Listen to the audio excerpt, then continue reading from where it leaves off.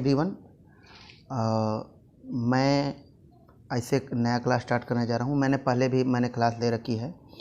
तो जो हमारे स्टूडेंट्स हैं वो कह रहे थे कि सर हम बीच में कभी कभी ऑनलाइन क्लास के दरमियान लेफ्ट हो जाते हैं, तो वो हमारे लिए कुछ वीडियो बना दो अलग से, ताकि हम उसको हम रिवीजन कर सकें। तो उनके मांग पे चूँकि हमारा क्लास करीब 2 हफ्ते के आसपास हमारा निकल चुका है, तो लेकिन उनका डिमांड ये था कि नहीं, वो क्लास का एक बैकअप रूप में एक यूट्यूब का वीडियो बन जाना चाहिए, ताकि हम बाद में अगर कभी मौका मिले तो हम उसकी जो हमारे क्लास में छूट चुका है उसकी भरपाई कर सकें। तो सबसे पहले मैं अपने बारे में बता दूं, मेरा नाम है सुरेंद्र कुमार सिंह और मैंने 2015 में बीएससी करी थी। और 2020 में मैंने rural management Indian institute of health management research से करा।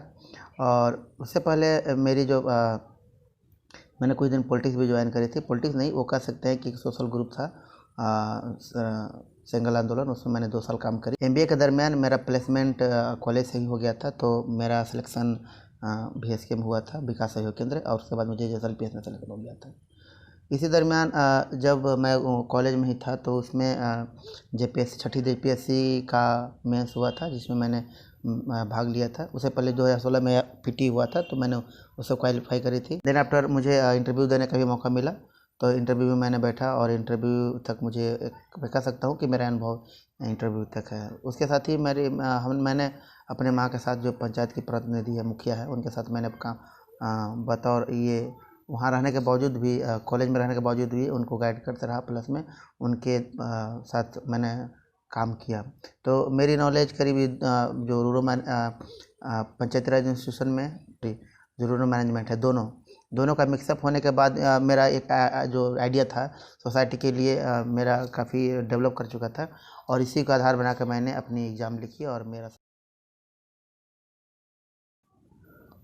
तो आज का हमारा जो चैप्टर था विशेष राज्य, तो हम आज विशेष राज्य के बारे में पढ़ाई कर रहे थे। तो उन्हीं को देखते हुए हमने फिर ये वीडियो बनाना चाहा। तो जो बेसिकली जो विशेष राज्य का जो पहली बार लाइट में आया था 1965 में आया था, और ये जो नेशनल डेवलपमेंट काउंसिल है उसके माध्यम से ये साउट हुआ कि नहीं, एक विशेष राज्य की व्यवस्था होनी चाहिए। तो एक्चुअली विशेष राज्य में होता क्या चीज़ है, जो स्पेशल कैटेगरी ऑफ स्टेट होते हैं उसमें होता क्या है कि उसमें फंडिंग गवर्नमेंट की ज़्यादा होती है, यानी जो सेंट्रल गवर्नमेंट होती है उसकी फंडिंग ज़्यादा होती है।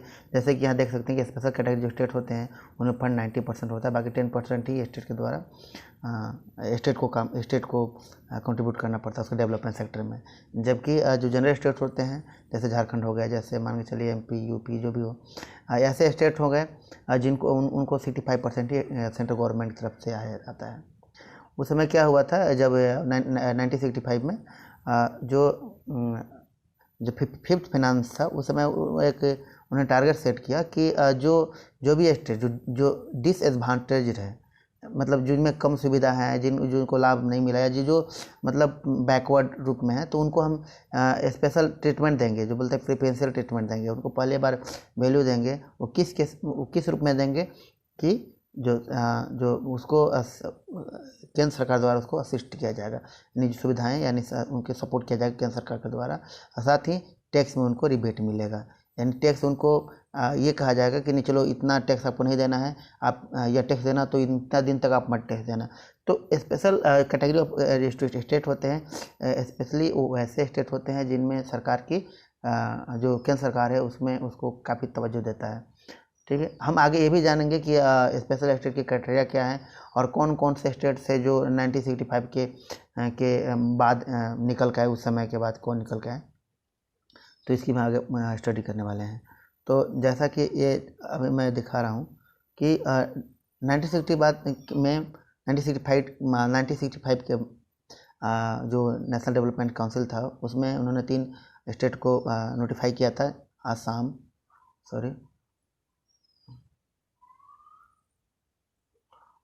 आसाम, नागालैंड एंड जम्मू कश्मीर को किया था। और उसके बाद आज की स्थिति ये है कि उसमें अब 11 स्टेट हो गए टोटल मिला करके। अभी हिमाचल प्रदेश, उत्तराखंड की भी इसमें ऐड अप हुआ है, और उसमें जो 7 सिस्टर्स हैं वो, और प्लस में ये बाकी सब टोटल मिला करके अपना वहाँ पे 11, अभी प्रेजेंट टाइम में 11 स्टेट हो गए हैं जो कि स्पेशल राज्य को दर्जा मिला है। असम हो गया, नागालैंड, जम्मू कश्मीर, हिमाचल, उत्तराखंड, अरुणाचल प्रदेश, मणिपुर, मेघालय, मिजोरम, सिक्किम, त्रिपुरा एंड असम, ये मिला करके टोटल मिला करके इंडिया में अभी 11 स्पेशल स्टेट्स हैं जिन्हें विशेष राज्य की दर्जा प्राप्त है। तो फिर प्रश्न ये आता है कि कौन सा ऐसे स्टेट्स हैं या कौन ऐसे भारत के पार्ट हैं जो भारत के स्टेट हैं जो जिनको विशेष राज्य का दर्जा प्राप्त है। तो पहले विशेष राज्य बनने के लिए कुछ क्राइटेरिया है जिसको फुलफिल करना पड़ता है, जैसे कि जो हिल एरिया है उनको मिलेगा, या जिनका ट्रेन, जिनका जो बनावट, जिनकी जो स्थलाकृति है वो काफ़ी डिफ़िकल्ट है। मान लीजिए पत्थर, मतलब मान लीजिए अगर कोई यहाँ पे शहर बसा हुआ है और वो उसके बाद बहुत सारे पहाड़, ये मतलब हिली एरिया वो, और यहाँ से इसको इस एरिया तक जाने में तो काफ़ी रोड बनाने पड़ेंगे। तो कहने का मतलब कि वहाँ पे डेवलपमेंट सेक्टर में काम करना थोड़ा सा दिक्कत होगा। तो वैसे स्टेट को विशेष राज्य की दर्जा प्राप्त हो जाता है। दूसरी बात है जो लो पॉपुलेशन वहाँ पे रहती है ना, और स्पेशली देखा जाता है कि वहाँ पर ट्राइबल पॉपुलेशन का क्या शेयरिंग है उस पूरे जो पॉपुलेशन उसमें। और जो थर्ड पॉइंट है कि उसकी अगर बाउंड्री नेबरिंग कंट्री, यानी जैसे मान के चलिए जम्मू कश्मीर की बात करें, जम्मू कश्मीर हमारा चाइना से उसकी बाउंड्री शेयरिंग होती है, अफगानिस्तान से होती है, पाकिस्तान से होती है। उसी प्रकार से आप देख सकते हैं आसाम वगैरह का भी वो चाइना और ये तिब्बत और ये भूटान वगैरह से उसकी बाउंड्री शेयरिंग होती है। तो इस हिसाब से देखा गया कि जो स्टेट जिनकी बाउंड्री शेयरिंग पड़ोसी देशों के साथ हो रही है उन्हें विशेष राज्य का दर्जा प्राप्त हो जाता है या दिया जाता है। और दूसरी बात, चौथा पॉइंट है जो वहाँ पे इकोनॉमिक या इंफ्रास्ट्रक्चर जो स्थिति है वो काफ़ी बैकवर्ड है। जैसे वहाँ पे इकोनॉमिक जो एक्टिविटीज़ होगा वो कम हो रहे होंगे, या जो इंफ्रास्ट्रक्चर्स वगैरह हैं, जो फैक्ट्रियाँ वगैरह है वहाँ पे कम है या है ही नहीं, तो ऐसे एरिया को स्पेशल राज्य का दर्जा प्राप्त है। और पांचवी पॉइंट है ऐसे स्टेट जहाँ पे फिनेंशियल एक्टिविटी हो रही है या फिर वहाँ पे सुविधाएं हैं, लेकिन उसकी जो उसका जो रिसोर्स है उसका उपयोग उतना ढंग का नहीं, उसका उपयोग करने के लिए जो वहाँ का नेचुरल सेटअप है वो आपको सपोर्ट नहीं कर रहा है। मान के चलिए कहीं पे अगर कहीं पे खदान निकला हुआ है, मान के चलिए कि बहुत अच्छा मिनरल निकलता है किसी जगह पे, लेकिन वो जो स्टेट है पूरा हिली है या तो क्या होगा कि इस जगह से उस दूसरे एरिया तक, दूसरे जगह पर ले जाने में उसको दिक्कत होगा, मतलब उस सामान को पहुंचाने में, वो जो मिनरल को उस एक्सपोर्ट करने में, दूसरी जगह पहुंचाने में, ट्रांसपोर्टिंग करने में। तो इस हिसाब से देखा जाता है कि जो वहाँ पे चीज़ें उपलब्ध होने के बावजूद वो वायबल नहीं होती है। कारण ये है कि वो मतलब प्रैक्टिकली फिट नहीं बैठता है। ठीक है, ओके। तो ये हमारा जो 5 क्राइटेरिया है जो विशेष राज्य के दर्जा देने के लिए ही उपयोग होता है। तो अभी जैसे हम लोग कुछ दिन पहले सुन रहे होंगे कि उड़ीसा और बिहार भी मतलब डिमांड कर रहे थे कि हमें विशेष राज्य का दर्जा दो कि ताकि हम भी डेवलपमेंट कर सकें। तो इसमें अब ये दिमाग में ये डाल कर रखना है कि जो इतनी सारे जो पॉइंट्स थे, ये 5 पॉइंट है, ये 5 पॉइंट में इसमें कौन सा चीज़ फिटा बैठता है। तो अगर ये चीज़ अगर फिट नहीं बैठ रही है तो फिर कैसे इसको विशेष राज्य का दर्जा दिया जा सकता है। लेकिन एक चीज़ और है कि इसकी जो इकोनॉमिकल कंडीशन थी, जो बिहार हो गया चाहे उड़ीसा हो गया, इनकी क्या स्थिति है हम सबको पता है। तो इसी को स्टडी करने के लिए बाद में जो यूपीए गवर्नमेंट थी उन्होंने एक कमेटी बनाया था जिसका नाम था रघुराम राजन कमेटी। इस कमेटी में ये था कि उनको फाइंड आउट करना था कि जो जो विशेष राज्य की दर्जा मांग कर रहे हैं उनको आप फाइंड आउट करो या एक सजेशन, एक मतलब रिकमेंडेशन करो कि उनको किस आधार पर दिया जाए विशेष राज्य के दर्जा। तो उन्होंने उस समय कुछ सजेशन लेकर आया और उन्होंने बोला कि देखो जो सेंट्रल गवर्नमेंट है सिर्फ डेवलपमेंटल नीड के बेस पे ही उन्हें फंडिंग नहीं करना चाहिए। बस ये देखा जाना चाहिए कि उसकी डेवलपमेंट परफॉर्मेंस क्या है, कि वो परफॉर्मेंस किस हिसाब से कर रहे हैं। तो परफॉर्मेंस को देखने के लिए उन्होंने एक इंडेक्स तैयार किया जिसका नाम था मल्टी डायमेंशनल इंडेक्स। तो मल्टी डायमेंशनल में क्या होता है कि उन्होंने बहुत चीज़ को जो बहुत सारे मापदंड तैयार किए कि उनका लाइफ स्टाइल क्या है, वो प्रति माह कितना कंजम्पशन कर लेते हैं, चीज़ों को कितना कंजम कर लेते हैं, उनकी एजुकेशनल व्यवस्था क्या है, महिलाएं की क्या स्थिति है, वो लिटरेसी उनमें क्या है, इस तरह का चीज़ें वो जो मल्टी डायमेंशनल इंडेक्स था उसमें इन्होंने लाया और उसमें उसके अनुरूप इन्होंने सजेस्ट किया कि किन्हें मिलना चाहिए और किन्हें नहीं मिलना चाहिए। तो जैसे यहाँ पर दिखा हुआ है कि जो मल्टी डायमेंशनल इंडेक्स है उसमें उन्होंने कहा कि जो मंथली कंजप्शन कितना है पर कैपिटा का, अपने हर एक इंसान एक आदमी कितना उसको एक माह में कितना कंजप्शन करता है संसाधन का, वहाँ का एजुकेशन व्यवस्था क्या है, हेल्थ क्या है, कनेक्टिविटी उस एरिया में है कि नहीं, रोड वगैरह है कि नहीं, सामान को इधर उधर ले जाने के लिए ट्रांसपोर्टेशन के लिए कुछ है कि नहीं है। और फिर हाउस होल्ड एम्यूनिटीज, मान के चलिए जैसे गैस का चूल्हा, अगर मान के चलिए अगर किसी घर में गैस का चूल्हा है तो ये मान लिया जाएगा कि नहीं वो आदमी थोड़ा सा अच्छा है, उसकी इकोनॉमिक कंडीशन सही है तभी तो गैस का चूल्हा जला रहा है, नहीं तो लोग लकड़ी का चूल्हा जलाते होते। मतलब ये सब बहुत टेम्पोररी बातें थी जिन्होंने उन्होंने लेकर चला। फिर पॉवर्टी रेट क्या है उस एरिया में, किस हिसाब से वहाँ पे पॉवर्टी है, जो आदमी की संख्या है, पुअर का क्या मतलब प्रोपोर्शन है उस एरिया में। और फिर आगे वाला था, आगे अगला है फीमेल लिटरेसी कि जो महिलाएं उनकी क्या जो पढ़ाई में एजुकेशन में उनकी क्या भागीदारियाँ हैं, वो कितनी उनकी रेशियो क्या है, ये चीज़।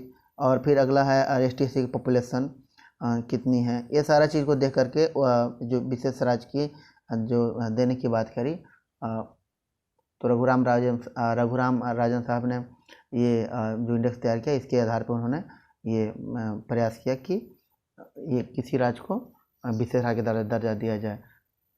तो इसमें यह था कि इसमें ये फाइंड आउट ये करना था कि कौन सबसे कम डेवलप है, कौन उससे थोड़ा सा ज़्यादा डेवलप है, और कौन रिलेटिवली तुलना रूप में थोड़ा डेवलप्ड है। तो इस हिसाब से उन्होंने जो स्टेट था उसको 4 भागों में बांटा। 4 भागों में बांटने के लिए उन्होंने तीन पॉइंट्स रिवील किए, सजेशन किया। एक लिस्ट डेवलप्ड, दूसरा less developed and relatively developed. कहने का मतलब था कि वैसे एरिया जिनकी जो पहले जो MDI था, जो मल्टी डायमेंशनल इंडेक्स था, उसमें जिसकी अंक 1 में से 0.6 के आसपास आ जाएगा, वैसे जो एरिया है उसको माना जाएगा कि वो कम डेवलप है, लिस्ट डेवलप है। वैसे उड़ीसा आ रहा था, बिहार आ रहा था। ओके, देन आफ्टर फिर जो जिनका पॉइंट 0.4 से 0.6 के बीच में आ रहा था उसे लेफ्ट डेवलपमेंट कह रहे थे, मतलब कि डेवलपमेंट है पर थोड़ा कम डेवलप्ड है। वैसे में गुजरात है, जम्मू कश्मीर सब आ रहा था। फिर लास्ट में था रिलेटिवली डेवलप्ड, तो वैसे एरिया जहाँ पे डेवलपमेंट काफ़ी है, पर जैसे मान के चले गोवा की बात करें तो गोवा और भी जैसे मान लीजिए फॉरेन कंट्री के जो स्टेट्स हैं, या फिर मान के चलिए भारत के हैं जैसे बेंगलुरु हो गया, वैसे इनके तुलना में चाहे दिल्ली की तुलना में ये कम डेवलप्ड हैं, तुलना में कम डेवलप हैं, इसलिए वो उनकी पॉइंट 0.4 से नीचे रखा गया और उनमें से गोवा उत्तराखंड आते हैं। अब एक बात है कि जब इसके ये डेवलप्ड है, रिलेटिवली कम डेवलप है, फिर भी इसमें गोवा स्टेट में एक रेजोल्यूशन पास होता है कि नहीं विशेष राज्य का दर्जा दिया जाए। तो फिर आगे क्या होता है, तो फिर आगे बड़ा एक मतलब ड्रामेटिकली चेंज होता है। वो यह होता है कि जो गवर्नमेंट थी, UPA गवर्नमेंट चेंज हो जाती है और बाद में Narendra Modi led NDA government आता है भारत में, और ये पूरी कहानी चेंज हो जाती है। और फिर बाद में जो योजना आयोग था, प्लानिंग कमीशन था, वो बदल के नीति आयोग में हो गया। और नीति आयोग आने के साथ ही जो 14 फाइनेंस उस समय था उसकी कुछ रिकमेंडेशन आती है, और रिकमेंडेशन में जो फिर ये स्पेशल स्टेट का जो कंसेप्ट था लगभग ख़त्म ही हो गया था, क्योंकि 14 फाइनेंस में वहाँ के जो डेमोग्राफी है या फिर वहाँ के जो फिजिकल स्टेटस है, जियोग्राफिकल एरिया है, उसके आधार पे वहाँ को उसको फंडिंग होना शुरू किया। तो ऑलमोस्ट ये जो इसमें कोई विभेद दिखाई नहीं जाने लगा कि कौन सा स्टेट स्पेशल स्टेट है या कौन सा जनरल स्टेट है। तो इन दोनों केस में वो 14 फाइनेंस ने इसको कुछ रिकमेंडेशन किया, बाद में हम उसको पढ़ाई भी करेंगे। तो हमने आज का पढ़ाई यहीं तक करा था, और पढ़ाई में हमने क्या देखा कि स्पेशल स्टेट क्या होते हैं, विशेष राज्य किनको बोला जाता है, विशेष राज्य का दर्जा किन राज्यों को मिलता है, वो राज्य के क्या क्राइटेरिया है, और हमने देखा ये चीज़ को। तो एक बार फिर मैं इसको रिपीट कर देता हूँ। स्पेशल राज्य वैसे राज्य को कहा जाता है जिनमें सरकार की काफ़ी दया दृष्टि रहती है, जो केंद्र सरकार की दया दृष्टि काफ़ी अच्छी रहती है। देख सकते हैं हम 90% की बात हो रही थी। इसीलिए बहुत सारे स्टेट होते हैं डिमांड करते हैं कि नहीं हमारे स्टेट को विशेष राज्य का दर्जा दिया जाए और उसमें कुछ जैसे टैक्स में भी छूट दिया जाए, हम कम टैक्स आपको पे करेंगे, हम अपना डेवलपमेंट ज़्यादा करेंगे। उसी प्रकार से कहते हैं कि नहीं हम सरकार जो केंद्र सरकार तरफ से हमारे पास अच्छा फंडिंग आएगा तो हम अच्छा डेवलपमेंट करेंगे। तो सबसे पहले मैं बता रहा था कि 1965 में इसकी इंट्रोडक्शन हुई थी नेशनल डेवलपमेंट काउंसिल के माध्यम से, जिसमें 50 प्लान था। उसमें 50 प्लान का ने यह सट आउट यह बात कही कि जो लेस डेवलपमेंट एरिया हैं, जो स्टेट्स हैं, उनको हम लोग सरकार जो केंद्र सरकार है उसके माध्यम से हमें स्पेशल ट्रीटमेंट देंगे, स्पेशल व्यवस्था देंगे और उसको टैक्स में भी उसको छूट देंगे। तो ये इस हिसाब से स्पेशल स्टेट के साथ ऐसी व्यवस्था होती है। तो फिर हमने देखा कि स्पेशल स्टेट में कौन से स्टेट आते हैं। तो शुरुआती में हमने देखा कि 3 स्टेट ही थे, असम, नागालैंड, जम्मू कश्मीर। बाद में 11 हो गए, हिमाचल प्रदेश, उत्तराखंड और ये बाद बाकी हम यहाँ कोस्ट में दिया वो सारा चित्र। उसके बाद फिर नेक्स्ट हम आते हैं कि कौन से स्टेट को विशेष राज्य की दर्जा दी जाती है।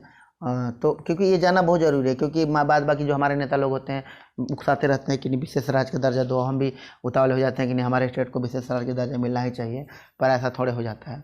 तो उसके लिए कुछ क्राइटेरिया है जिसको फॉलो करने की ज़रूरत है। तो ये क्या है वो क्राइटेरिया?